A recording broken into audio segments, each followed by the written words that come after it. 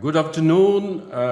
In front of me right now, a prominent professor from Vienna University of Technology, and he is still right now as the Professor Emeritus at the same university, specialized in the waste management. I would like to have a lot of talk today with him, and I would like to introduce you all Professor Paul Brunner.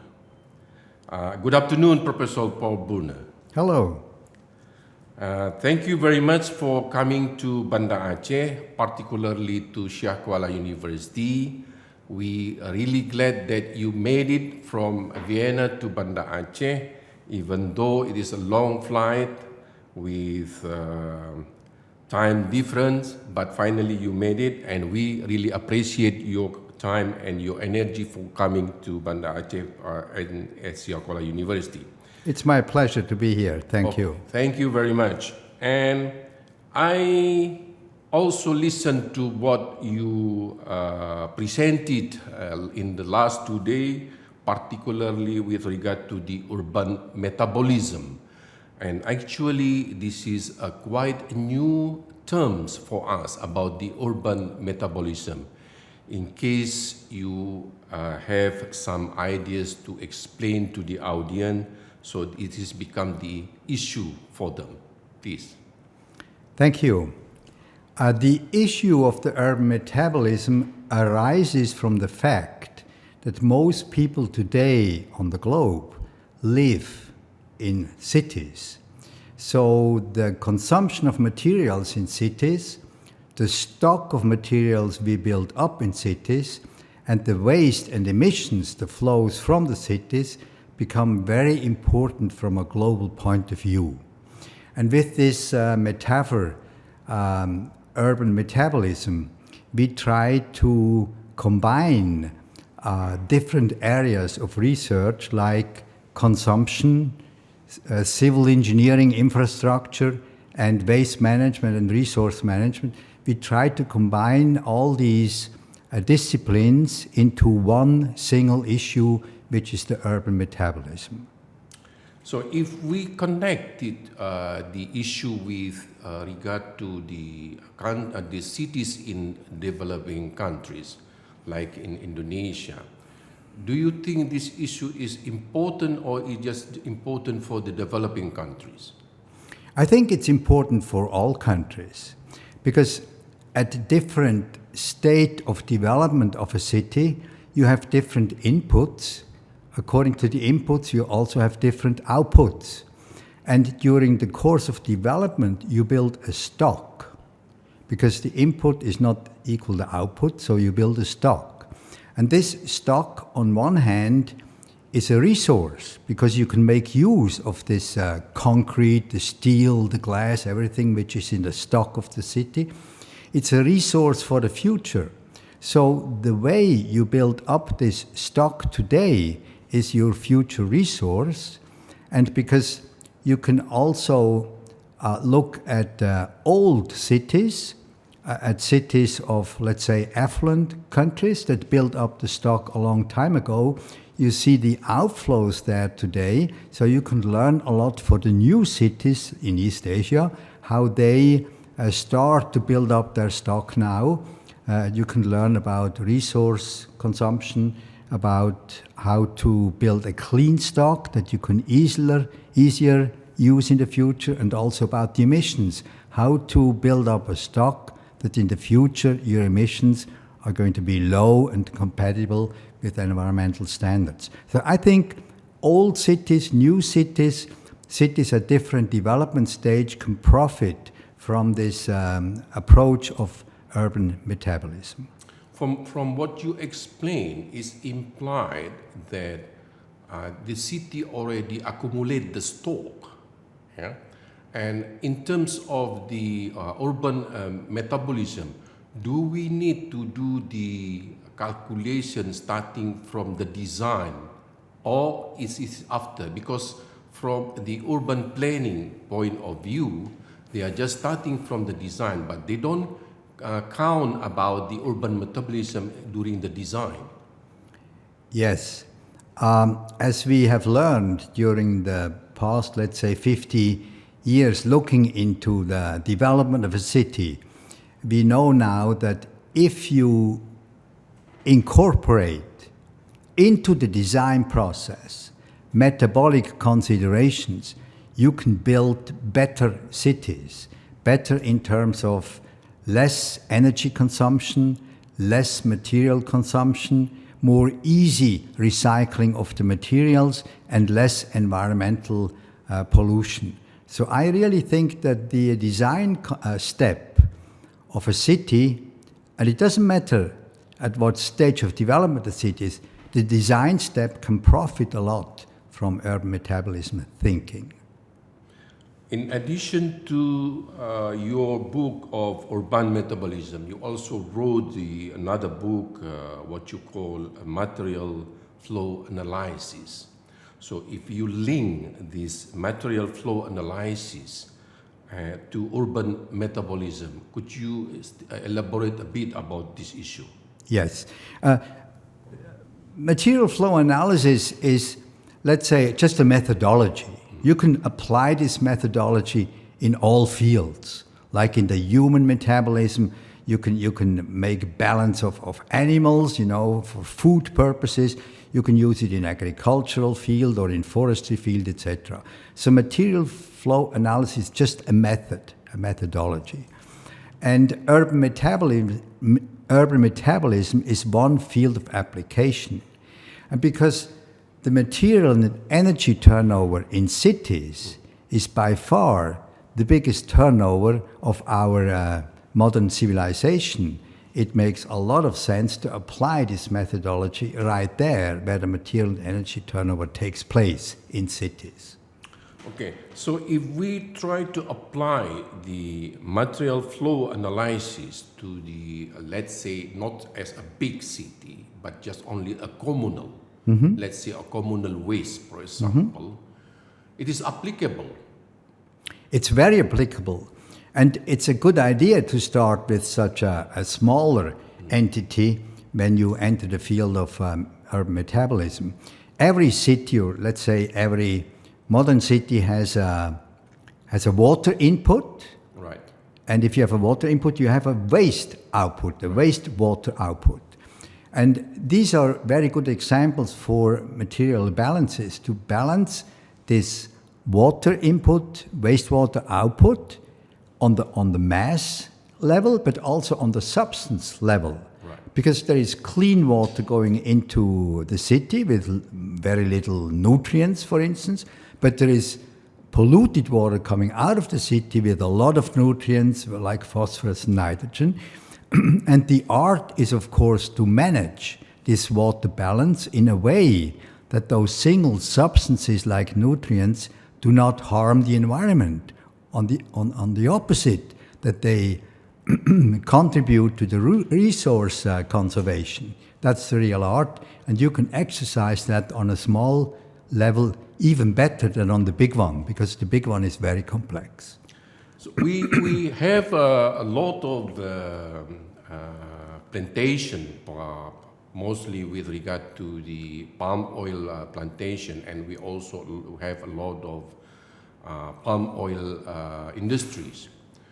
And we had some issue with the European Union, for example, with regard to the blockage of palm oil production from Indonesia because it is considered not a sustainable industry. However, you may be aware that this industry and palm plantation covered a lot of workforce from Indonesia. It's around 16 million people rely on this industry. And it is impossible to cut this industry from out of Indonesia. Then if we try to find out in the sense that we would like to make this industry sustainable using this MFA, what do you suggest? I see the MFA as a good means to investigate, to analyze the palm oil branch. Because as you mentioned, there is some opposition towards palm oil, and always the question arises, then if we don't produce palm oil, what should we do then? I mean, 16 million is a substantial part of the Indonesian workforce. So if you don't produce palm oil, you have to produce something else. And with MFA, this is a good methodology in case you want to, or it is suggested that you do something else, to look into these other activities. What is the material and energy turnover in these other activities replacing palm oil? And is this better or is it worse? Because it has a resource aspect, it has a processing aspect with emissions, and of course it has a waste aspect at the very end. And I would be very interested in looking at a material and energy balance of a modern palm oil production with the existing land that has already been deforested a long time ago, to see today with this land, what can you do with the palm oil business, what could you do with some other business, and then to compare and then to make the decision, this is the way to go or the other way to go is even better. So you have been here at the Syiah Kuala University for 2 days, presenting regarding the urban metabolism, and then also how to prepare your publication with the PhD student and master student. You already have some time to discuss with the PhD students. I would like to get some ideas on how you feel with the Syiah Kuala University and how you feel with the student who discuss with you about a certain topic, etc. In the first place, I was very much pleased by the way I was received here at the university, because it was a really pleasant experience to meet the professors, to meet the students, etc. In the second place, I learned a lot. Right. Because in the beginning, I had an audience in front of me who I did not succeed in asking questions. Right. Because of the cultural difference. Right. So on the third day, and this was very, very pleasant, on the third day I had excellent answers from the audience. I had excellent questions from the audience. I had a lot of questions, a lively discussion. While on the first day, it was not so lively yet. And that means that I, as a teacher, progressed in interacting with the audience, which I enjoyed, as I said before, very much. I also think that the Indonesian teachers are lucky in having such students as you have, because they are interested in, they participate in the discussion, they are very respectful, and they are eager to learn. I hope that in the future they will be more brave in becoming creative, in presenting their own ideas, in helping to find alternatives for existing problems. In this way, I felt today that still there can be made some progress. You know that some of the universities in Europe, like Utrecht or ATH, just resigned from the, what you call it, world-class university ranking, something like that, under from Times Higher Education, for example. For us, this issue is still very important because we would like to bring our university to the upper level, which is known by the other international universities. That's why the issue of international cooperation, international research collaboration are becoming more important for us. And in terms of the international research collaboration, what would you suggest for our staff how to start building the bridge with the international funder? I think it is very important, as you mentioned, to establish those networks. Right. And if of course there exist already networks, and the first recommendation would be to use those existing networks and to expand them as rapidly as you can. And of course this requires also the visit of those universities you mentioned and others. It requires the visit, but also as a next step, it could mean that you together prepare proposals, or that you join teams that are in the process of preparing a proposal. This proposal preparation does not require that you travel. This can be done by FaceTime or by digital means. Right. While the more intense part is to go to place and to travel personally and to take part in, let's say, conferences. Okay. This is another way, I think, particularly for the young PhD students, to present their work at international conferences as a means of posters. Right. To participate in poster presentation, where you have a chance to meet young students, PhD students, but also the more experienced researcher. And it is then mandatory for the young people to take all the courage and to talk to those elderly experts and to establish connections and to present their work to those elderly experts, because then they get also a feedback. And they come home first with new names to expand the network, but then second also with the feedback on their work. So they know I should continue here, or maybe this is another new field where I could apply my knowledge. As you are from the Vienna University of Technology, what you suggest the area of cooperation between Syiah Kuala University and Vienna University of Technology? This is, in as far, a difficult question, as I have, of course, my own discipline, Right. which is waste and resources management. And here I feel competent to give an advice. Right. While I'm sure there are other departments who are also very interesting for you, but I don't have the overview. I think that the chemical engineering department, working with some materials that are interesting for them and for you, will be a cooperation possibility as well. Excuse me.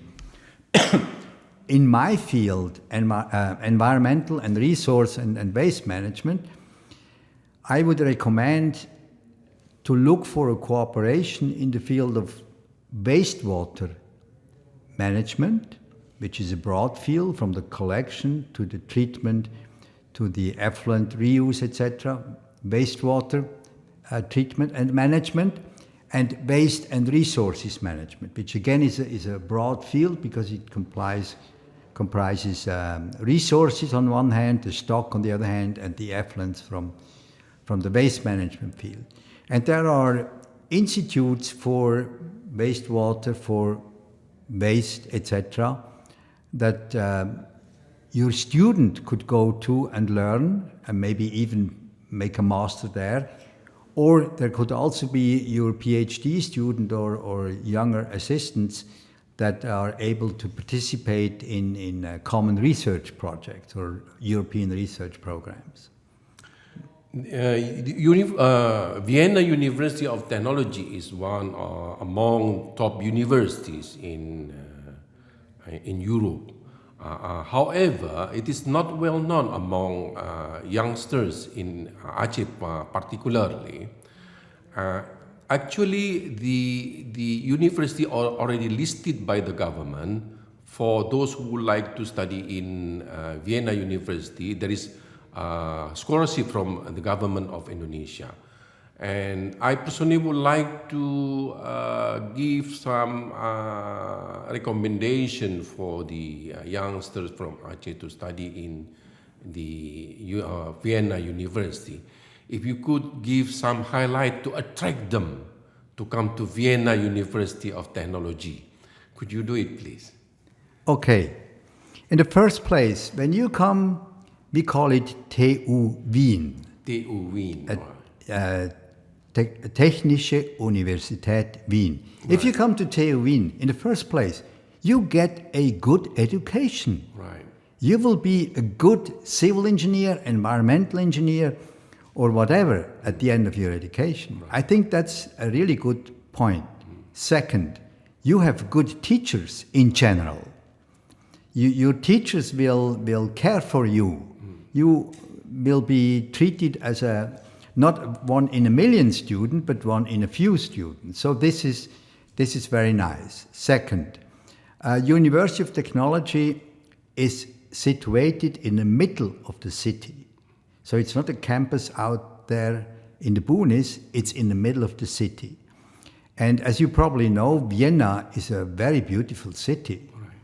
It was heavily destroyed during World War II. Right. After World War II, from 1950 to maybe 1980, it was a grey and poor city.